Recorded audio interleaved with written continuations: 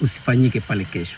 Na sababu yenyewe ni kuwa yule ambaye anamfanya waende kufanya ule mkutano pale ni kiongozi wa kitaifa, ni kiongozi wetu wa Pwani na ni kiongozi wa kitaifa. Na kufikia saa hizi tumesema hatutaki sherehe ambayo italeta taharuki kwa jamii ya Kimjikenda. Na sisi wa Mjikenda kuwa tuna mwelekeo wetu unaenda kulingana na wazee wa kaya. Na ndio umeona tumekuwa na mkutano wa dharura ili kusikiza wazee, na wazee wamesema mkutano usifanyike.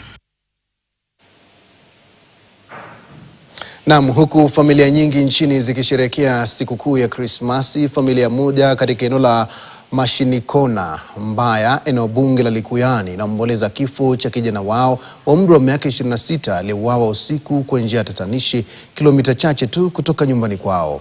Kuuawa kwa Bradley Juma kumeacha familia yake katika majonzi na kuwakosesha raha ya msimu wa Krismasi, huku wakidai kwamba huenda kulikuwa na njama fiche na watu fulani kumuua kijana wao.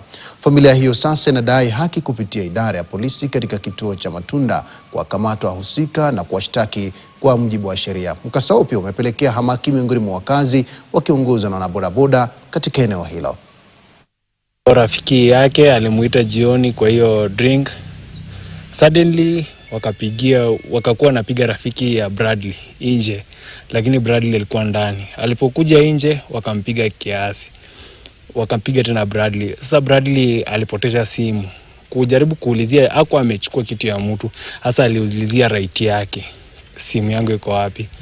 Hawa jamaa wakamshika wakampiga hadi mwingine sasa wa mwisho alimalizia na mawe. Wale wenye mlionekana kwa hiyo video mkipiga Bradley tunawajua.